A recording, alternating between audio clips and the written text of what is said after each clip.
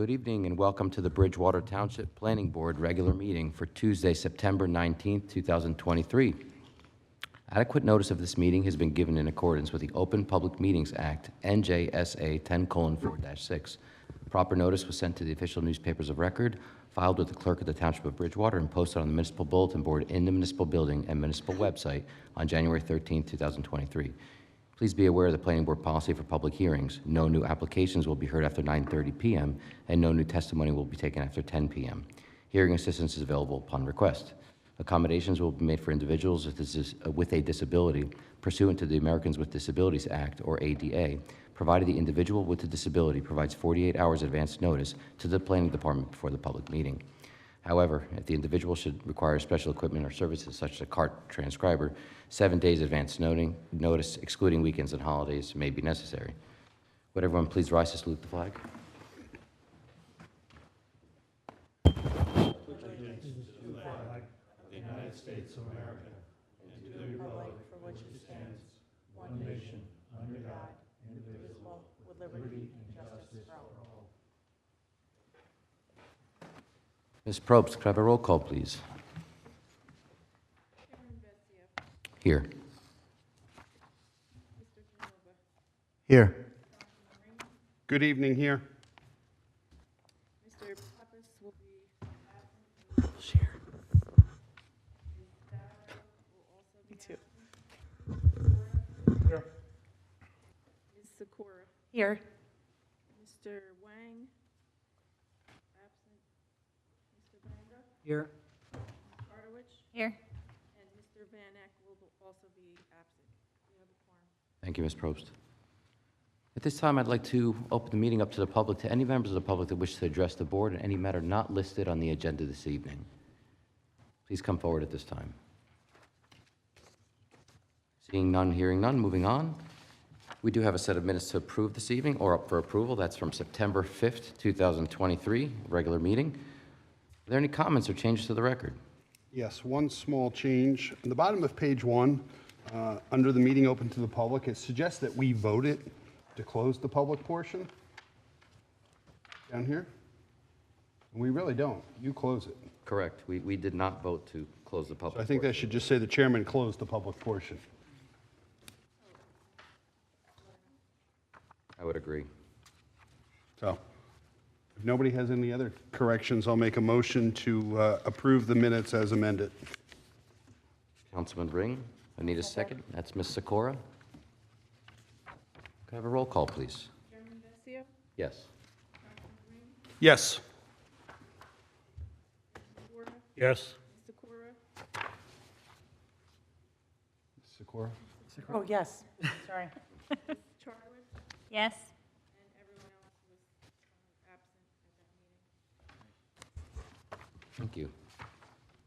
Okay, moving on, we do have a resolution up for adoption as well, and that's for Galleria Construction, Block 172, Lot 11, known as the Buena Parkway and Livon Court lot in question. There were a couple versions of this resolution passed around here, and I think one came around today. Yeah, and all of those iterations had to do with the dry wells on lots 11.01 and 11.02. I had missed, unfortunately, the one meeting where that was discussed.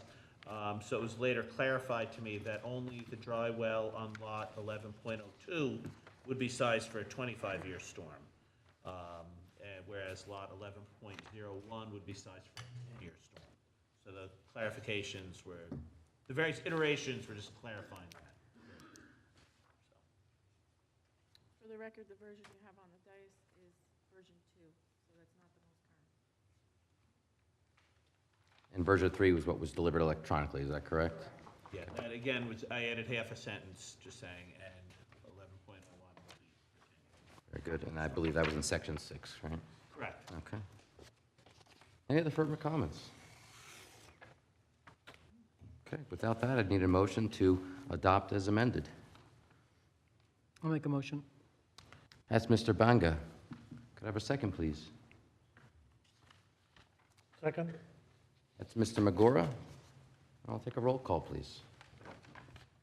Just for the record, going from the minutes of July 18th and May 2nd, if you're not called, then you were shown as absent. Any discrepancies Teravasio, Yes. Mr. Magura, Yes. Ms. Sakura, Yes. Mr. Banga, Yes. and that's it. The only other eligible was Mr. Pappas, and he's not here. Thank you, Ms. Probst. Okay, moving on to our application portion of the meeting. We do have one application this evening. That's Kumar Realty. That's Block 41802, Lot 14. That's 386 Van Holten Road. And who is returning to representing the applicant this evening? Good evening, Mr. Chairman. Jay Bone from the law firm of Schiller, Pittenger, and Galvin, P.C., representing the applicant. And we were here last month, or earlier this month.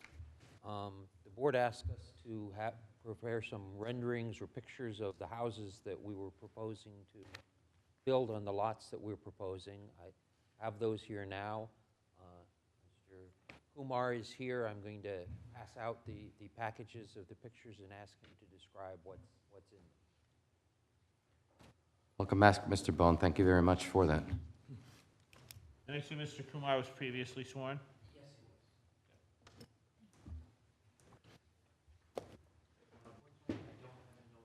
Thank you. No, but I got Bill Bear's notes. The conditions. Thank you. Thank you, sir.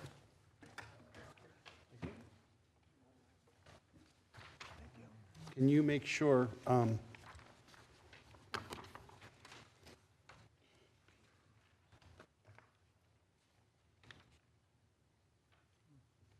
you should each have 4 sheets. Umar, could you, starting with the first sheet, describe, speaking into the microphone? Which, what would we mark this as? I'm not sure where we left it off, exhibits. Would this be A1 or?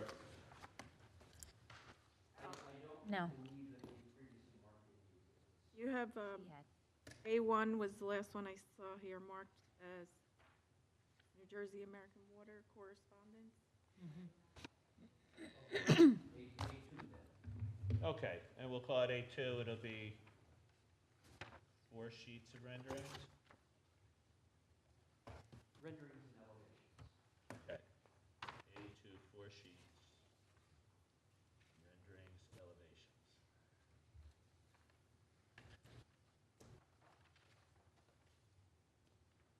Thank you. So the first sheet we have is the house built by me in Bridgewater. So we are saying the proposed project will have similar kind of siding and stone veneer material in neutral color.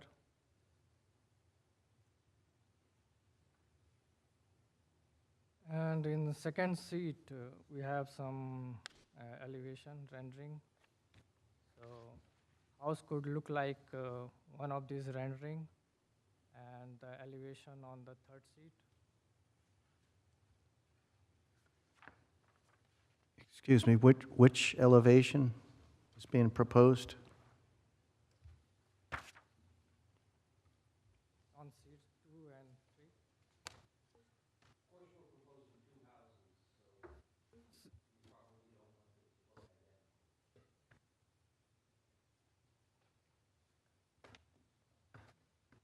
The finishing of like siding and stone veneer, it will be similar to the house I built.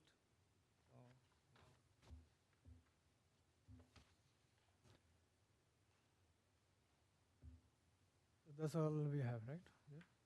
So this is to assure the board of the general nature of the houses that he proposes to construct.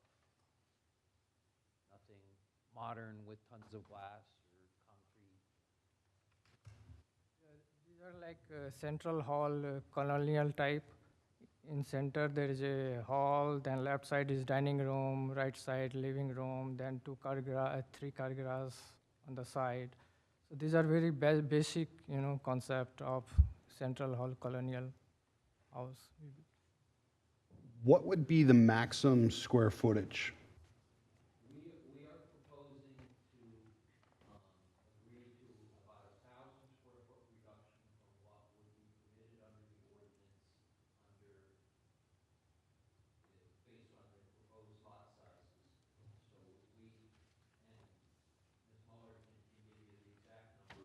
Okay.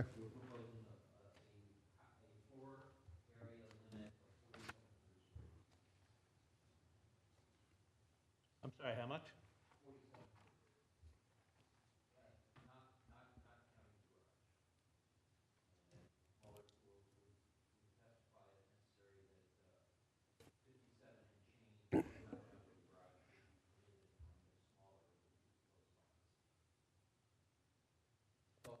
I have some other questions, but I'll wait till she comes up, so. And the board should remember that we are not proposing any side yard setback variances, so the house will not be any wider, any additional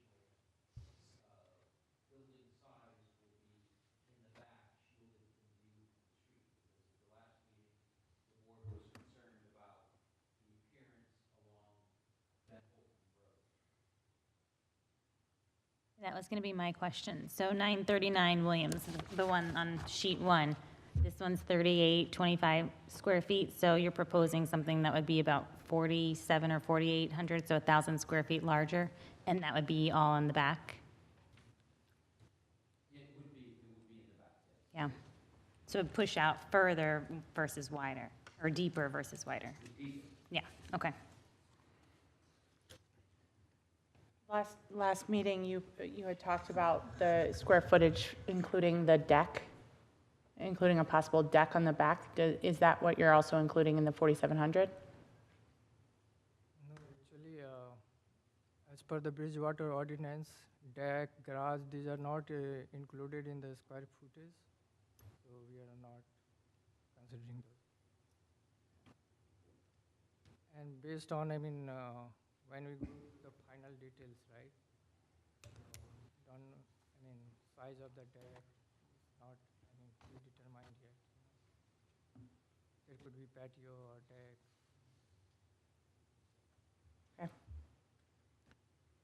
Mr. Kumar, you mentioned that most of your homes are either two-car, three-car garage. I'm seeing here renderings that appear to be all three-car garage. Is that safe to assume? Yeah, this has the three-car garage. So in R40, R50 zone, generally people look for three-car garage. Does the style of the home have anything to do with the amount of garage space? Generally, when house gets bigger than like 3,500, people start looking for three-car garage.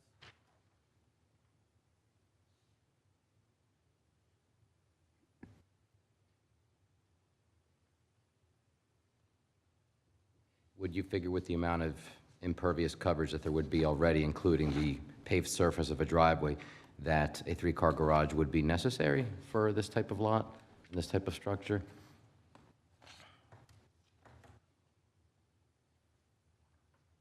In R40, R50 zone, that's the buyer's preference. Anything less than that, that's not preferred, actually, R40, R50 zone. Thank you, Mr. Kumar. Sorry, go ahead. Please. Are you planning on putting specs up on like an MLS to list and have a buyer buy it that way, or are you planning on building the house and then listing it? Coming up with I'll come up with the basic floor plan and the concept of house with some option for buyers. If they want sunroom in the back, things like that, that will be an option for them. So you're planning on just putting like the specs up and having someone purchase, so like base price, whatever, 800,000, and they come in, they like, okay, we want to change this, and then you build it once you have a buyer? Okay.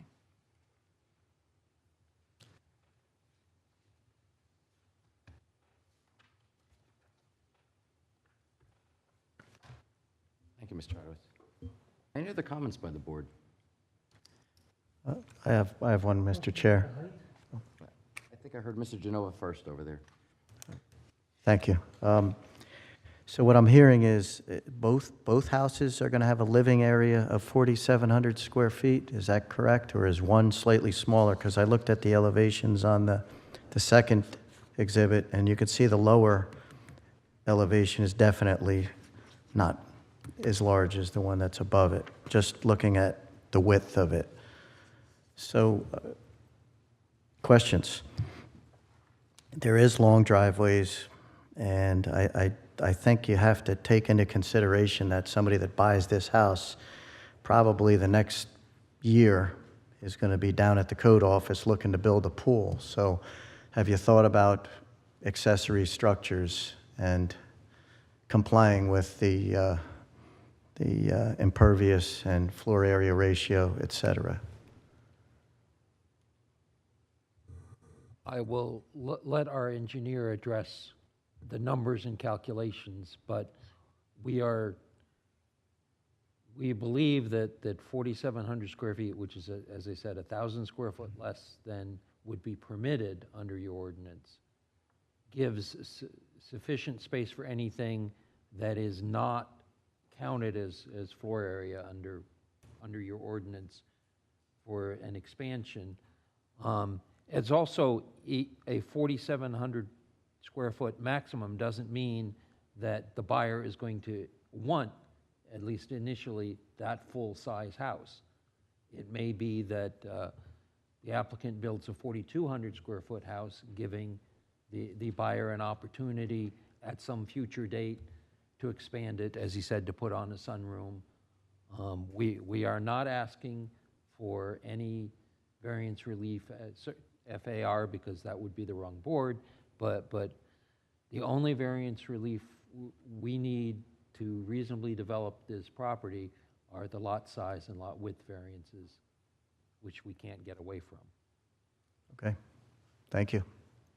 Thank you, Mr. Genova.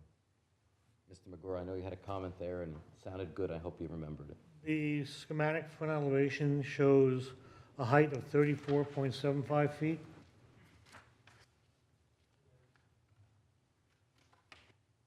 Yes, that drawing there shows 34.75. What is the code permit? Up to 35. Pardon? Code's 35. It does 35? I thought it was 32. That's 35. Been answered. Thank you. Any other comments by the board in regards to Mr. Kumar's exhibit?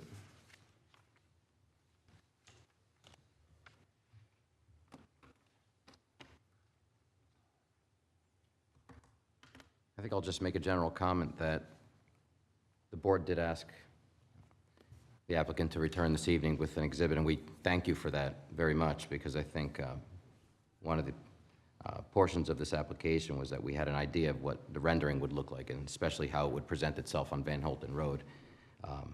I know for myself, based on some of the other homes, I took the liberty of driving down the road again today. My son goes to school right over there.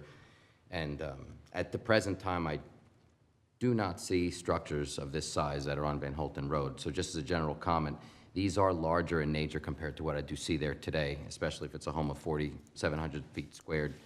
I believe I heard an earlier comment that we could see a home that's potentially at 4,200 square feet with the possibility of an addition. That's just a general comment on my part. They seem to be rather large for the community based on the homes that are there available today.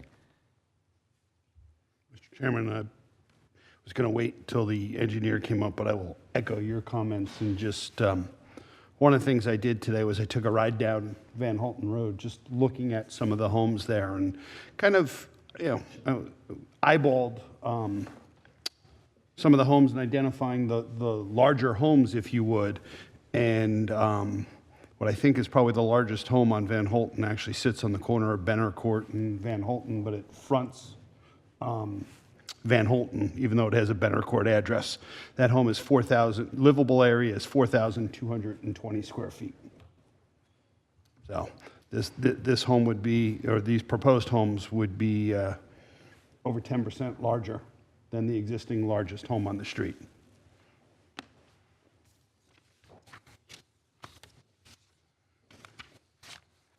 By the way, that's based upon the tax card.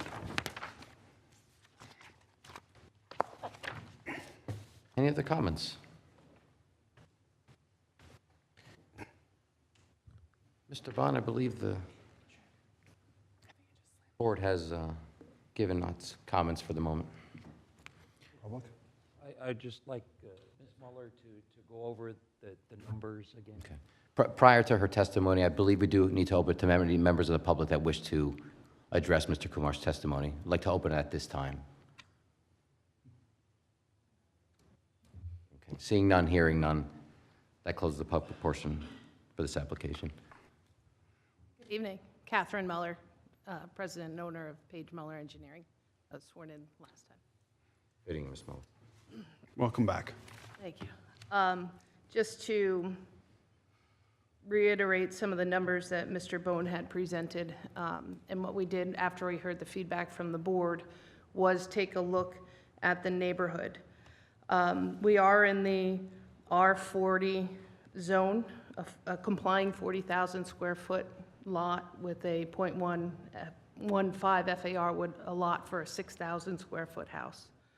We're slightly under that. The allowable per FAR is 57.55 for the left lot and 57.68 for the right lot. 57.55 and 57.68? Yes. So we looked at the math and we looked at the surrounding area, and I looked at what we actually show for our conceptual footprint. So as you've heard and you've seen on Van Holten, there are smaller lots. There are some that have been redeveloped. So what I'm going to just present is the width of the houses and how these houses would present from Van Holten. So you've heard the house on the corner of Brenner. That was one lot that we looked at. That house is 85 feet wide. Proposed conceptual house is 68 feet wide. The first page on William Street in Bridgewater, this house is 67 feet wide. There is also an addition off the right side that you can't see in that view, but just the mass on the front is 67 feet wide. The house further down on Van Holten at 414, which was a newer house, that one's 70 feet wide with a 3-car side load garage. So although our square footage is larger and we're offering the board to cap it at 4,700 square feet, from the front of the building, it will present equivalent to one of the houses and slightly smaller than the other and smaller than the one on the corner of Brenner. And I've heard some conversation and question, which is valid. Are we using up all of our impervious for the 3-car garage, the apron, and the footprint of the house? So the allowable coverage is 18% on the lot. I did the quick math, and the left lot would allow approximately 6,900 square feet of coverage, and our conceptual is at 4,915 square feet. So just under 2,000 square feet would be still available for other development. A standard size pool is 20 by 40 is 800 square feet. It would be another 1,600 if they want to put in extensive patios or a shed. So could this property be developed with a pool in the future without coming back to the Board of Adjustment? My answer is yes. And just one other clarification, as I was re-looking at the development and our conceptual, we had a footprint of just over 2,900 square feet on our conceptual development. So that's just the first floor. So if you take that and multiply it by a 2-floor house, you'd get 5,800 square feet. You reduce that by 600 for the garage, the average size of the garage. That footprint would be representative of about a 5,200 square foot house, which fits nicely on the property. We're willing to limit the FAR to 4,700. So again, as you've heard, we're respecting the side yard setbacks, we're respecting the building height, we're respecting the FAR and the impervious coverage. So that's just some more of the technical numbers that we wanted to present to the board tonight. Sorry, can you just repeat what the maximum width of the proposed houses were? What we show on our conceptual are 68 feet wide. That includes the garage and, That's face of the garage to the massive, the large face on the right side. There is a chimney. I didn't go from the corner of the chimney to the face of the garage. I did other than the the bulk chimney, of it it. includes the width of the entire house. Yes, that's correct.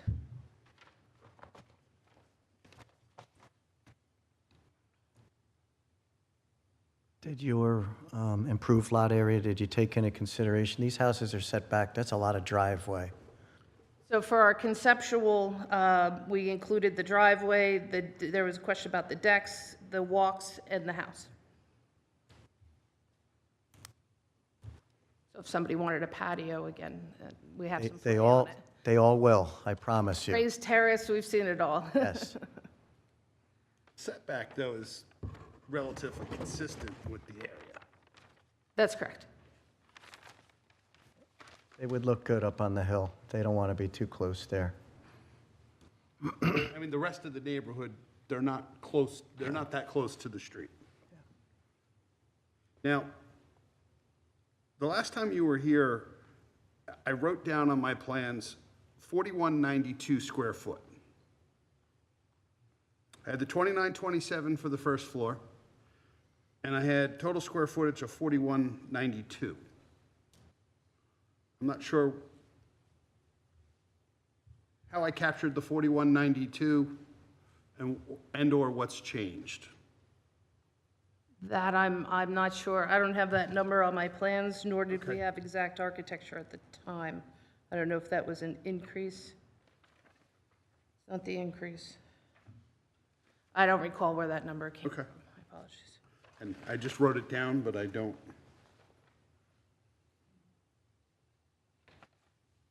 Thank you, Councilman. Does the board have any other questions? So just to confirm, including the driveway, the total impervious coverage is, can you just repeat that one last time? We have the conceptual coverages on sheet 3 of 3. For the left lot, 1401 is 4915, and the right lot of 1402 is 4,885. Thank you.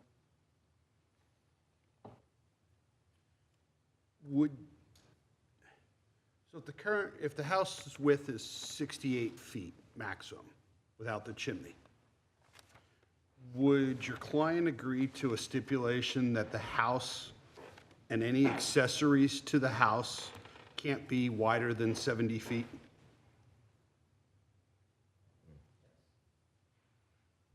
So anybody that buys that property could not add on anything to that house to make it wider than 70. Anything they do has got to go out the back. Yes. I'm assuming 2 feet covers the chimney. You're pretty good. 15 square foot max in the side yard.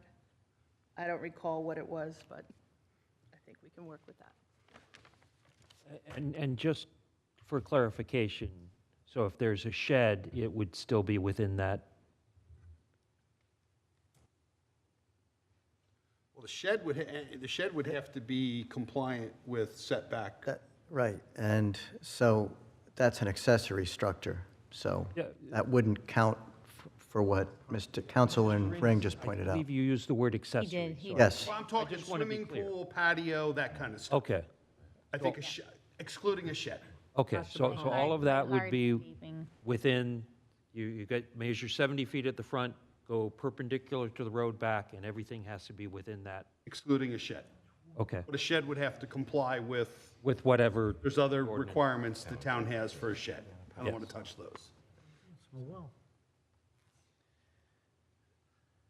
I guess the concern I have is, you have enough water in that area since you'll be using it from a well, coming from a well. It's a large house, and imagine you could have a lot of people in that house. Do you have sufficient water? How deep was the existing well? The wells will be drilled and be tested. There's other ways that you could do it. You could put extra pumps in it. You could use a larger feed to the house to get a higher pressure. So again, when we drill the well, then we'll know the yields. I'm just thinking that you could just suck up everything in the surrounding earth and just run out of water.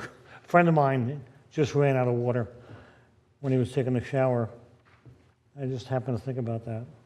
Do you have enough water for a big house? Ms. Muller, on average, what's the drill depth? Are we talking 80 or? Honestly, I don't have the records for the existing well.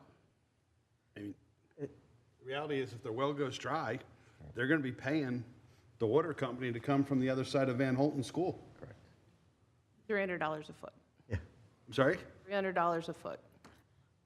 And we, as we discussed last time, it's on the back side of the school.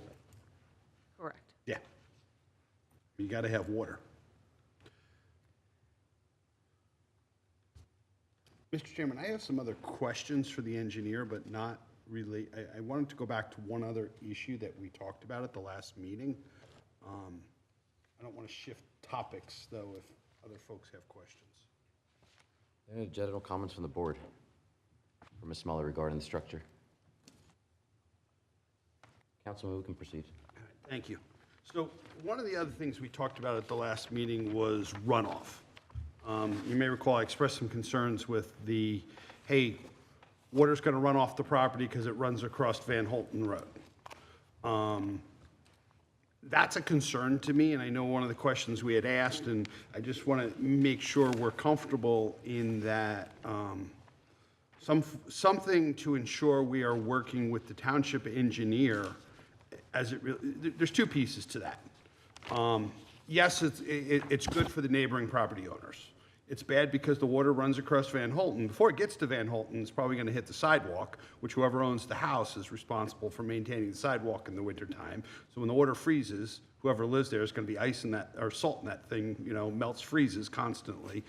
But then there's also the issue of the water across the road. I just, you know, I had thrown out the question of could we capture that and send it back to the dry well? I guess, what would your client be willing to do to address the water runoff onto Van Holten Road? So what we have proposed is collecting 3 inches and sizing the dry well for 3 inches off the roof. So basically, that's an old school calculation that when water hits grass, it absorbs water to a certain point until it's saturated. Once it's saturated, everything runs off of lawn just as it does impervious coverage. So when we take the lawn area and we put the roof on it, we account for that difference of what would run off or what would have been absorbed into the soil. And we take that and we contain that into a dry well. We focus on the roof only because it's considered clean water. The state regulations now have a very distinct separation between vehicle surface and clean water. So that's why we focus on collecting the roof rather than collecting the driveway. Okay. The walkways, what they'll do is they'll sheet flow over the lawn. And for the smaller storm events, we'll encourage the lawn to absorb that. The larger would still run off. The driveway will go out to Van Holten just as any other driveway that's pitched, any uphill lot. That will come down to the road, and that'll happen fairly quickly. While all the water that's coming off the lot is making its way down the backyard, around the house, and out to the road. And the roof is then detained for a while because it's going to take a while for that dry well to fill up. A 3-inch storm is almost a 2-year storm in Somerset County. A water quality storm is 1.25 inches. Those don't, it's a 2-hour, 2-inch, 1.25 inch, 24-hour storm. That will be fully contained. There'll be no runoff from the roof. So it's a balance of adding more and seeing how it all plays together and when it hits the road. Because you'll have different peaks. Some will get there quicker, it'll be gone before the next part.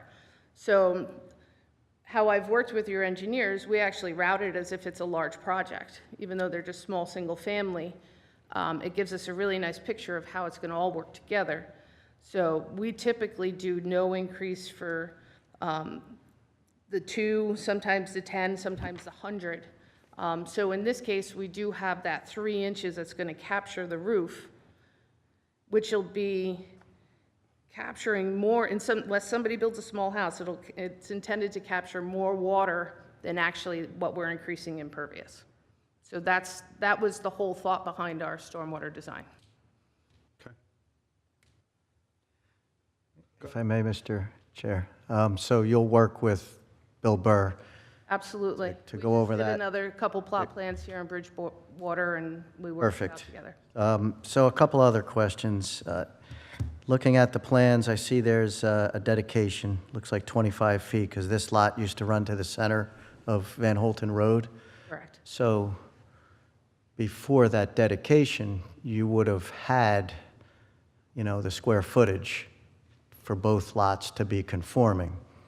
That's correct. We had 82,000 and change. Yeah, so, understood. I just wanted to point that out to everybody here. And there is our design ordinances that actually require the right-of-way. So you're complying with the ordinance of our land use code to give that dedication. A question I have for you is this going to be perfected by deed or by map? By deed. By deed, okay. Regarding the sidewalks that are there and the existing apron on the driveway, I did read through our professionals' reports. Would your client agree that before each home gets a CO, that the engineering department can go out and inspect the sidewalks the whole way through and repair any damage at that point prior to a CO? Yes. Okay. Nope. I think you've answered my questions. Thank you, Deputy Mayor Genova. Any other comments by the board?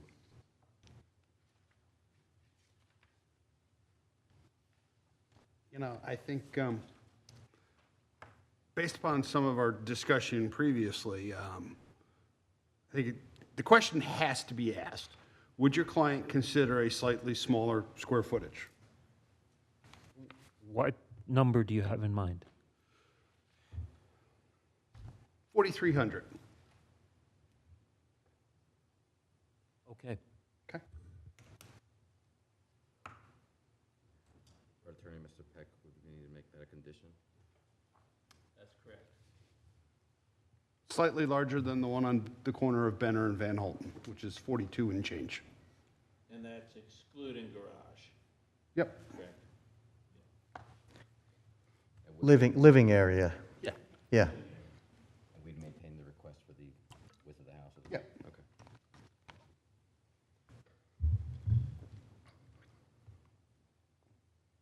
Any other comments? I'd like to open up to any members of the public that wish to comment on Ms. Muller's testimony.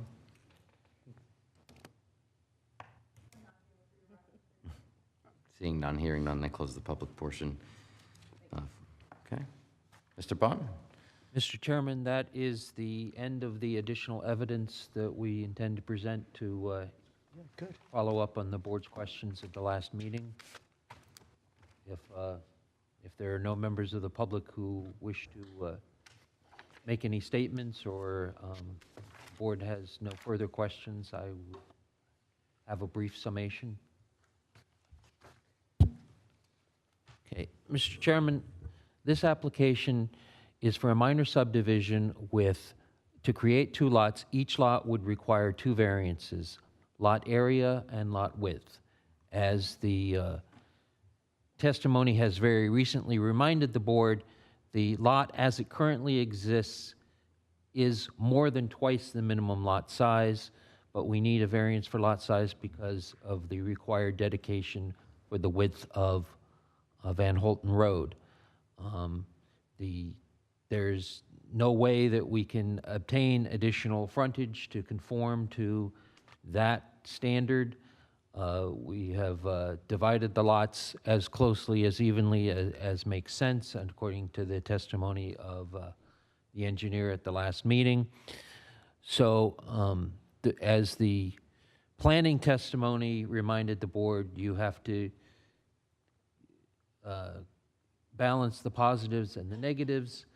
And it is our position that we are creating 2 lots very nearly conforming to the town's zoning ordinance, as opposed to 1 lot that is currently slightly more than twice the proposed size. We're going to replace an existing house that is older and not in the best of appearance, with 2 new houses, which we hope the board will agree will be of a good appearance and a bettering of the neighborhood. The houses will be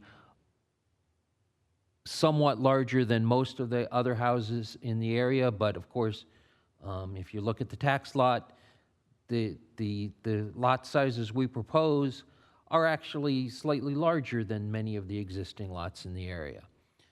We have agreed to the board's request that we limit our lot size beyond what the ordinance restricts us to. And of course, we've also agreed to limit the lot width. We've presented testimony that the lot width any addition of the size of the house will not be visible from Van Holten Road. So I submit that we have shown all that we have to show to justify the variances that we're seeking, and I ask the board to approve them and the minor subdivision. Thank you, Mr. Bond. That closes this portion of the application. Board Attorney, Mr. Pack, have we satisfied all conditions and requests? Just have to, for the formality, even though I don't think Ms. Triolo has much to comment about, we do have to open it up for general public comment. Are there any members of the public that wish to address the board on this matter? Seeing none. So there's a number of conditions that, that the board has considered imposing, and these are that the plans will be revised, in addition to the standard conditions, of course, that are generally applicable to all applications. The plans will be revised to reflect that the existing storm shelter will be removed. A 25-foot right-of-way dedication shall be given along the frontage of the property. Dry wells will be provided for each new dwelling, and the applicant will work with the township engineer to capture as much additional runoff as possible, including from proposed driveways. The idea is to size them for the maximum build-out on the property, an 18% impervious, so that's what it will be sized for. And the applicant will perform soil tests to ensure the proper functioning of these proposed drainage improvements, namely the dry wells. Street trees will be provided per the township planner's reasonable satisfaction. Comply with all review memos, including the sewer utility memo. You'll TV the existing sewer laterals and will clean and make any necessary repairs. The existing well will be decommissioned in accordance with all applicable regulations. Any and all new utilities will be underground. New property corners will be set as required. Adequate site distance will be maintained at the driveway for lot 14.01. The applicant will repair any broken or damaged sidewalk along the frontage of the lots. And any repairs will be performed prior to the issuance of any CO. Meets and bounds descriptions and deeds will be provided for the right-of-way dedication of the new lots to the satisfaction of the board, attorney, and engineer. The applicant will comply with all comments in the joint engineer and planning memo. The house and any ancillary things, excluding sheds, and by ancillary things like swimming pools and patios, will not exceed the home's maximum width of 70 feet. I think this was covered in something else I said, but again, we'll work with the township engineer regarding any stormwater facilities. And the homes are capped at 4,300 square feet of living area, excluding the garage and all the other stuff. Thank you, Board Attorney, Mr. Peck. I might just want to add to that, excluding living area, you're making sure that you're not including the basement as well. It's just 4,300 square feet that the tax would assess, because because the tax assessor doesn't assess basement area, right? Well, I would call it living area. I don't know how the tax Okay. assessor would interpret living area. Okay. If the board wishes to further define that, now's the chance. The tax assessor just does above grade, so. Okay, so we'll leave it at that. Thank you, Ms. Charters. Any other comments? Any other comments from the public? Mr. Chairman, if I may, one of the conditions, and this was the subject of discussion, and I don't know that we reached a complete resolution, was the suggestion that we have to size now the dry wells for the maximum legal impervious coverage. Since if you don't, we can size it for what we're going to build, but you don't know where that additional coverage is going to be in the future. And Ms. Muller testified that it just, we don't need to do that at this time. So what do you propose? We propose to size it for the impervious coverage that we're going to seek permits for. To the satisfaction of the township engineer?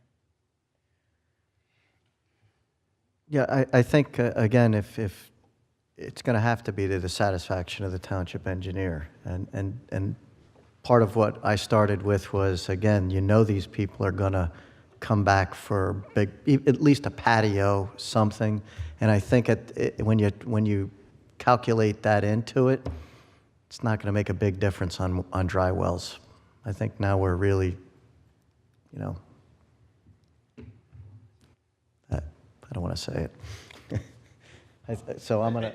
I think the issue becomes,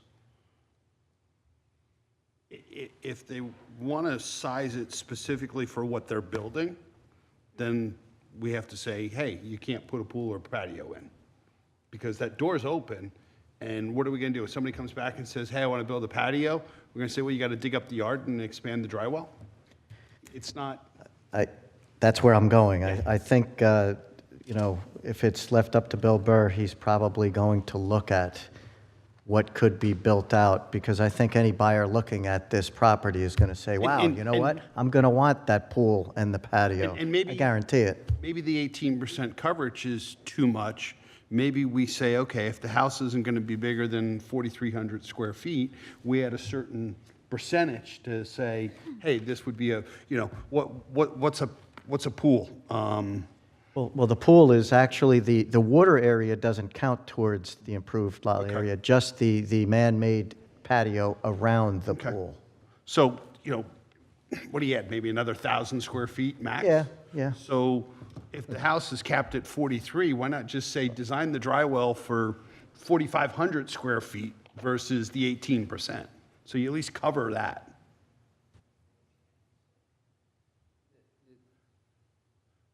And yeah, maybe maybe my number's not the right number. I'm not an engineer, because you're looking at the first floor size. I get it. Yeah.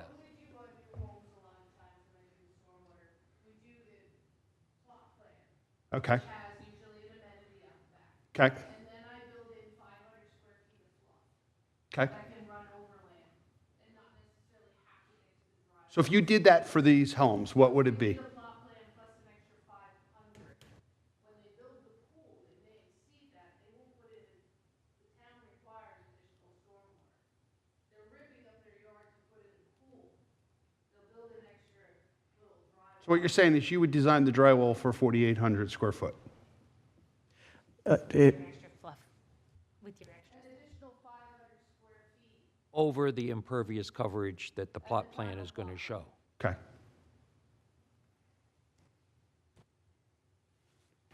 So impervious plus 500, is that what everyone is Yes. in agreement on?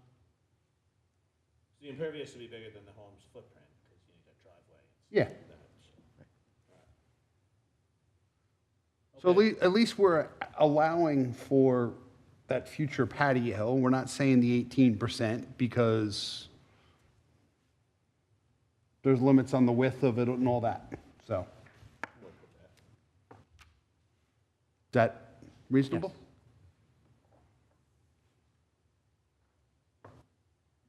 Mr. Peck, does that cover that condition? I think it does. So again, the board would be considering a minor subdivision with the two C variances.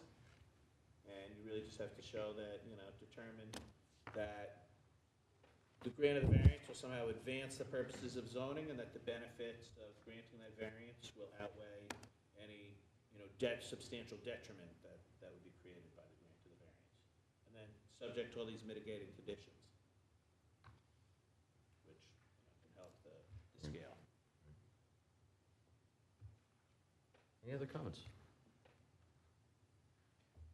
Okay, I'd like to close that portion of the meeting and open it up for deliberations. Mr. Magura. Having heard the testimony and, discussion, I have no major objections. Just a little concerned about the water supply. Other than that, that's something that'll happen if it happens. But other than that, I approve I endorse the application.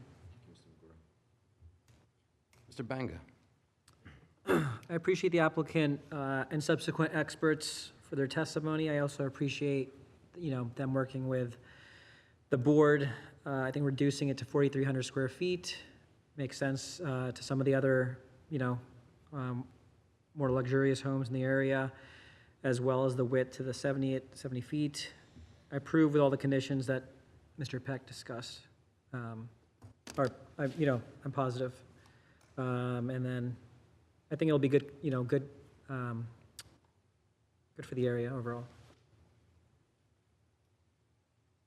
Ms. Charterwitz.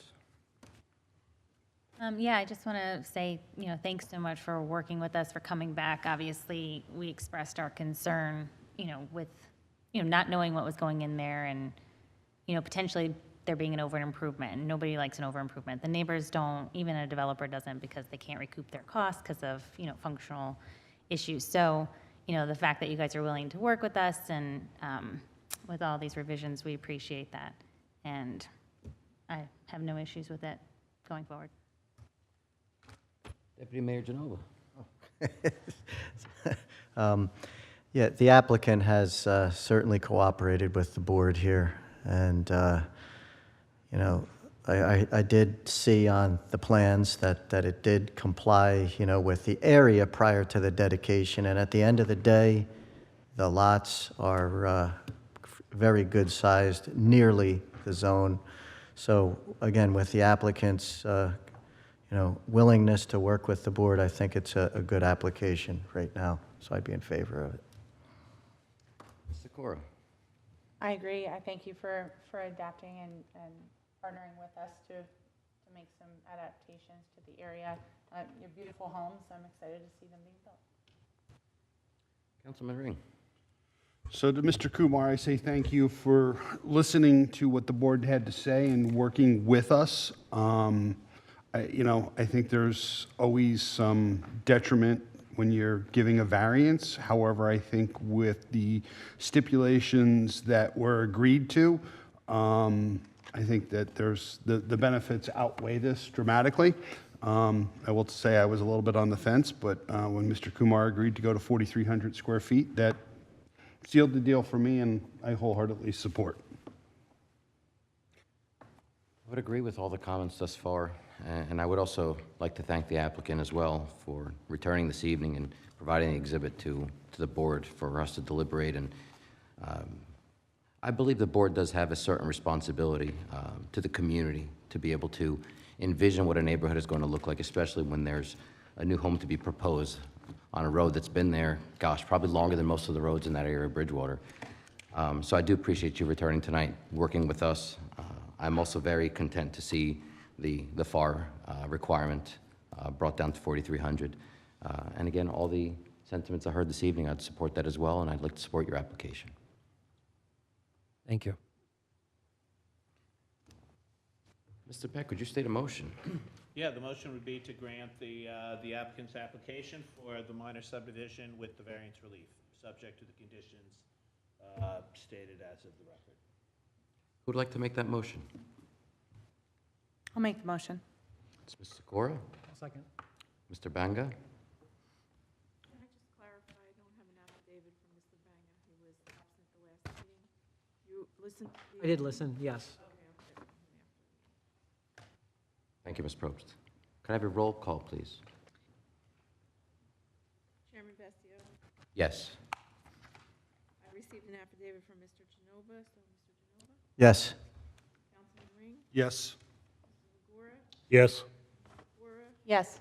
Mr. Banga, Yes. and Ms. Charles. Yes. Thank you, Ms. Probst. Thank you. Congratulations, Mr. Bond. Thank you, Mr. Kumar. Thank you. Thank you. Have a good evening.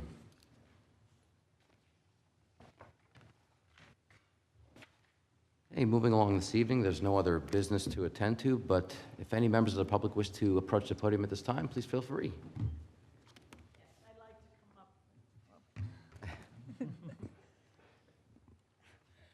There you are. My name is Priscilla Triolo. I'm an attorney with the law firm of Bittiger, Elias, Triolo, and Deal. We represent the owner of what used to be 700 Foothill Road in Bridgewater. You granted a subdivision of that property in December of 2021. A while ago. Close enough? It actually, strange, I can tell you it Trying- was, because I attended the December meeting knowing that I was coming on in 2022 in case it was continued. So it was the last meeting in 2021. There you go. Okay. So the resolution was adopted, and Bridgewater has a lot of compliances. And we tried to meet the compliances, but we were unable to, so we asked for an extension of time. I was here in July to ask for an extension of the time to comply with the approvals, and I had written a letter to the board, and I said I need 6 months, because at the time I wrote the letter, I thought I needed only 6 months. My recall, which is not recorded and can't be heard on the speaker, was that we discussed a year as opposed to the 6 months. I thought a year was granted. It's my fault for not looking at the resolution. It came in, it got lost in my emails, so I apologize. I proceeded, did the compliance, got a review, did more compliance, got a review, did more compliance. And finally, we were told in early May or the end of April that the deeds were going to be signed, and they were signed on May 18th.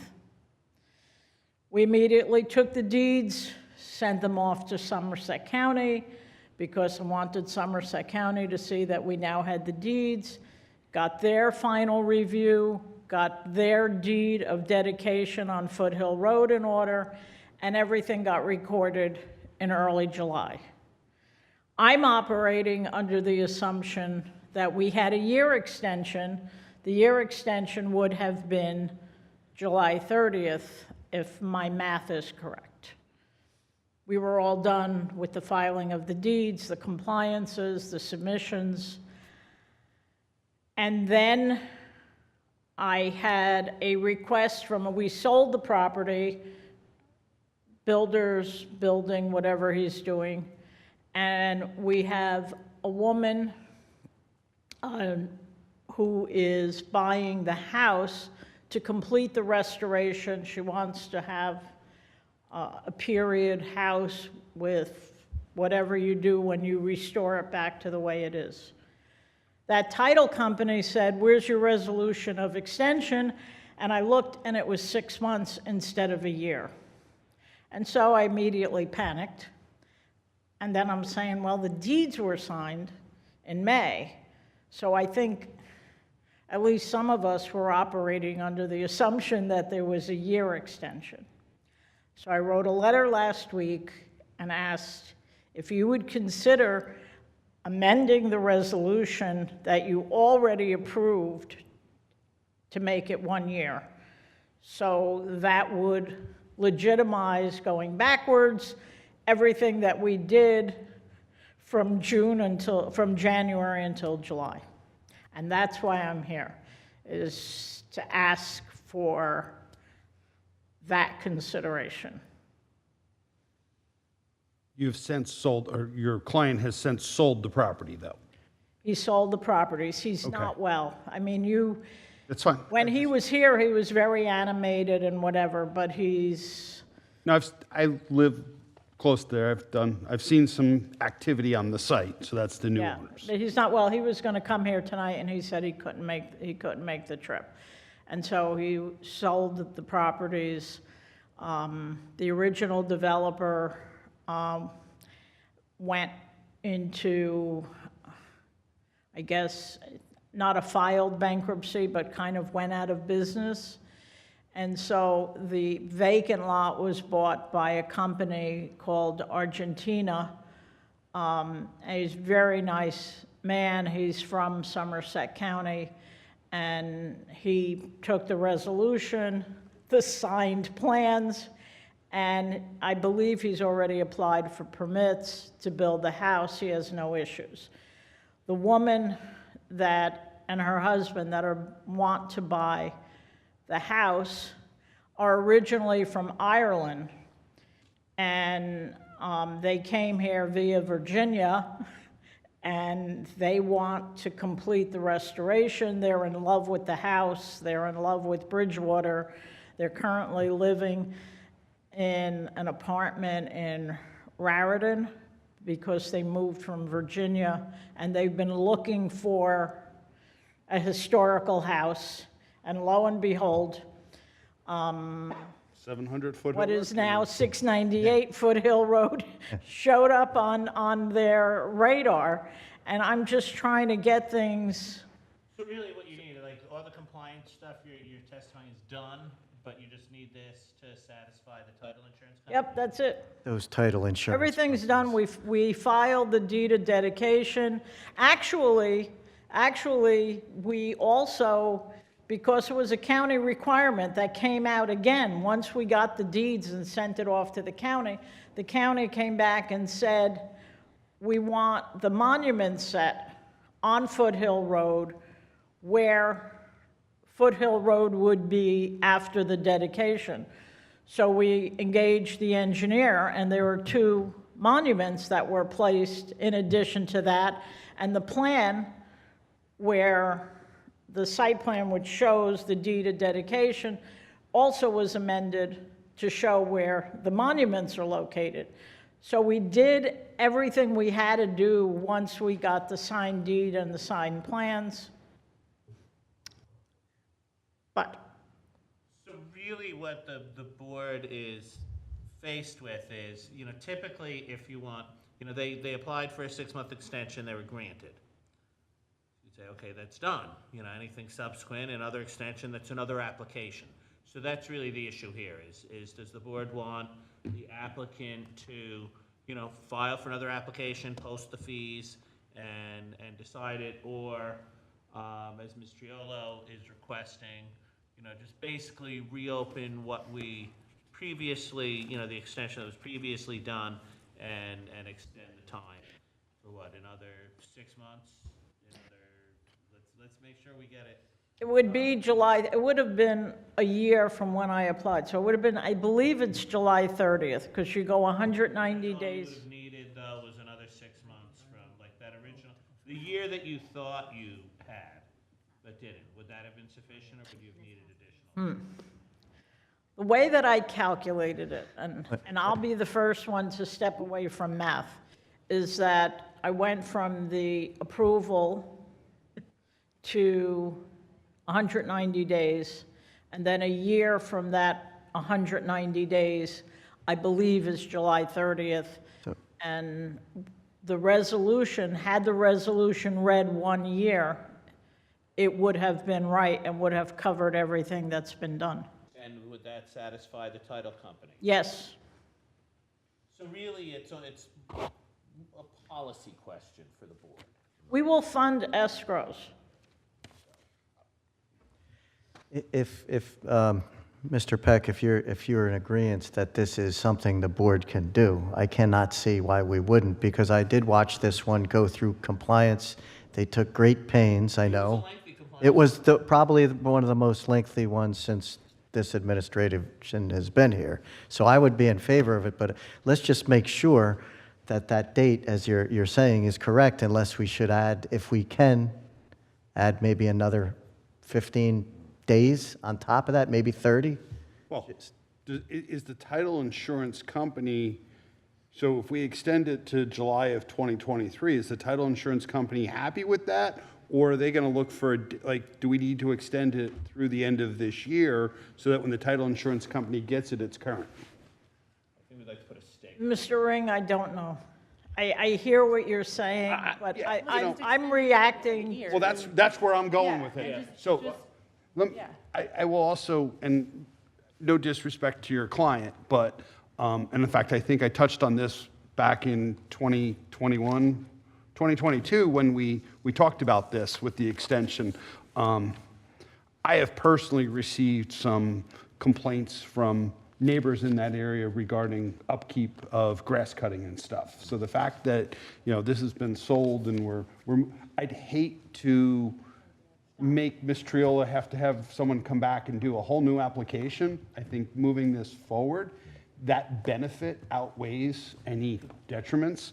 And, I just, Please don't let me do that. no, I'm saying I agree. And I guess I'm going to echo what Ms. Sikora said. I think, we're better off for your sake if we just extend it to December 31st, 2023 and get done what you need to. I think Ms. Probst has.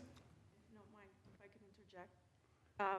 Talk as close to the mic as you can. We have, so we have the process includes some paperwork, which if you're going to forego an application that we always receive, that application packet has paperwork in it that's tied to the escrow, including the escrow agreement. So we have nothing in writing to secure the escrow. We have no application on file for this. If you're going to make an exception, just maybe suggest, Mr. Peck, that there be something in the resolution that, a condition. Well, I would consider this, if the board were inclined to give Ms. Triola the relief she's asking for tonight, to just deem this basically the same, a continuation of the application, so any escrow agreement or anything would relate back to. I believe they may have already requested a refund of their escrow when I released the deeds. I don't know if they received it or not, Well, because we'll make that a condition, of course, that there be. If you reopen the request for the extension, I think that it becomes a continuing application, and I did not request any refund on the escrows. I don't have an accounting of the escrows to even ask for a refund, so. Your client, the day they picked up the deeds from me, went directly up to finance. So I don't know what happened with that, because from that point on, Well, if we, just out of curiosity, if we extend this to December 31st, based upon everything that's done, what additional work would we need escrow for? Mr. Peck has to write a new resolution, and he has to, he bills you for his time, and I'm So, sure. but, that's fine.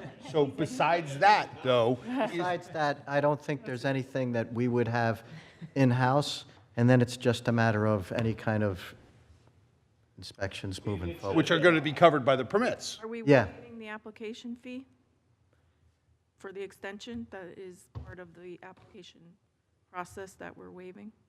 That's another issue. How much is the extension? Well, $125 for the extension of the application. are we granting a new extension, or are we revising our prior resolution?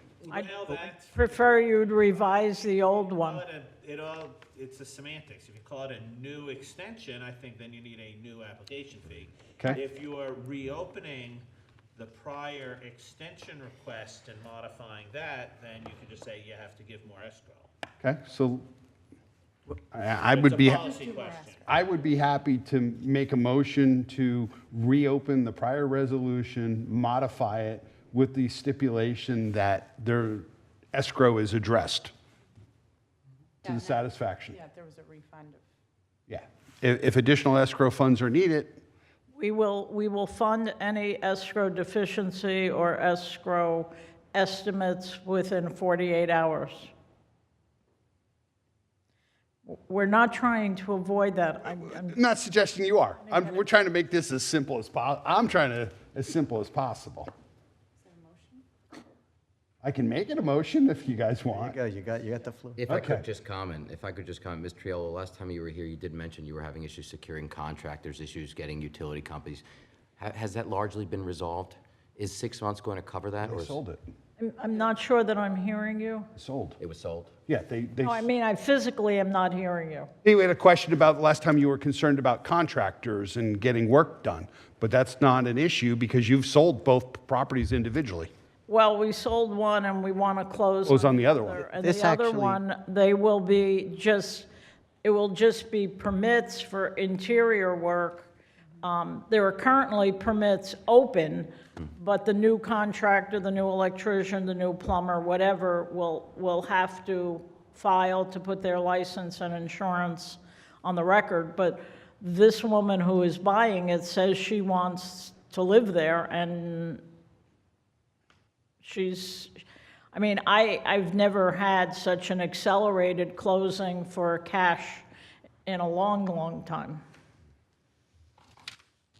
That's what, I'm begging you. You don't have to beg, you just have to ask nicely. What would the motion be? The motion would be, from what I'm hearing, it would be to reopen the prior extension and extend that to December 31 of '23, subject to funding any escrow estimate within 48 hours. When the board would like to make that motion? I think, Made. I'll second it. Councilman Ring, and the second is Mr. Genova. Ms. Probst, I'll take a roll call, please. Chairman Vessio, Yes. Mr. Genova, Yes. Councilman Ring, Yes. Mr. Megora, Yes. Ms. Sikora, Yes. Mr. Banga, Yes. Ms. Chartowich. Yes. Thank you, from the bottom of my heart. It's the right thing to do. Good luck with it as well. I think the new house is going to be a museum piece. Just as an aside, this woman has ideas on restoration. I was going to tell her that she should have one of those walkthroughs when she's done, because she wants to bring it back to 1787.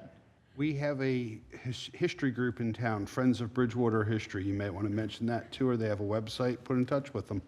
Okay, I'll do that. trying I'll to look for it. restore If it. I can't find it, I'll ask Planning Board Secretary, because just hearing what she wants to do, and I'm sure that the other developer, and yes, we did get complaints about the property, and we did send somebody out there to mow the lawns. We tried.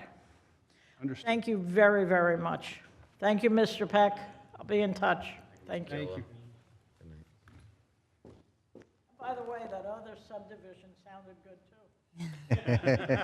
too.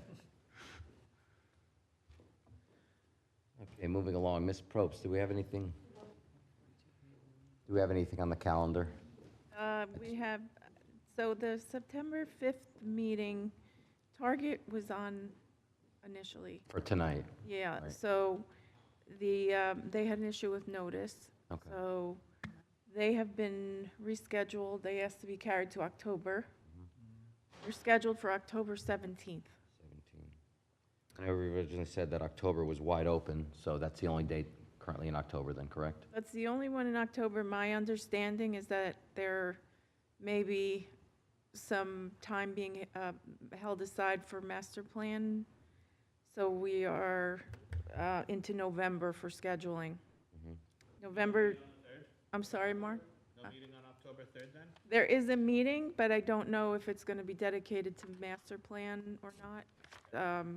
So we have one application other than that that is scheduled for November 21st, and that's Solaris. Solaris? Yes, we only have one meeting in November. because of Election Day. So as of right now, it's just Target and Solaris coming up. Thank We you. have a few things in the pipeline, but they're still in process completeness. Thank you. Any comments? Mr. Chairman, I make a motion to adjourn. I second. All in favor? Aye. Mr. Genova. Good night, everyone. All right. Thank you.